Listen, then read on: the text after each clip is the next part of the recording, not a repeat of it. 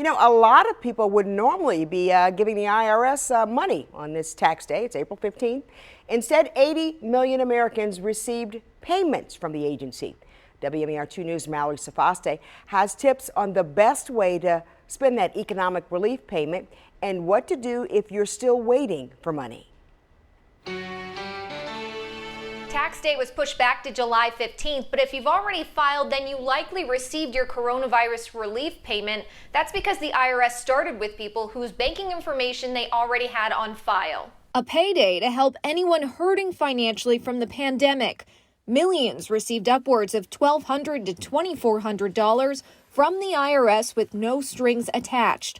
But before you spend that money, first, check that it's in your account. There could be a hold by an institution. John Bratsakis, president and CEO of the Maryland, D.C. Credit Union Association, says to make sure the money clears. Then, before sending it anywhere, Prioritize, where you need the money the most. Focus on the essentials, groceries and medicine, and bills you're not getting a break on. If you're affected or having challenges during this time, they are deferring payments for your mortgages, for auto loans, for different things. If you just need to pick up and have that conversation. If you don't need the money right now, prepare for a financial hardship in the future, such as losing your job. We always talk and discuss and recommend that people have at least 3 months worth of savings in case of a situation like this. And if you're fortunate enough to be financially secure, think about supporting small businesses or making a donation.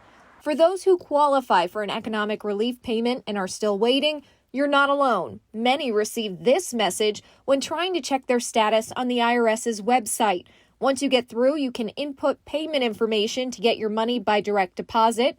If you already filed your 2018 or 2019 tax returns and provided banking information, you don't need to do anything.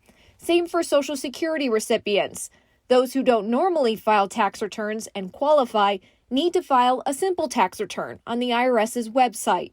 If the IRS doesn't have your banking information and you don't provide it, then they'll send a check in the mail, but those haven't gone out yet. And for anyone who's received a payment, the IRS will also send written notice in the mail letting you know where your payment went and in what form. If you still can't track down your payment, they will include contact information on that notice for you to reach out to them. And for all of this information and more answers to your questions, go to irs.gov/coronavirus.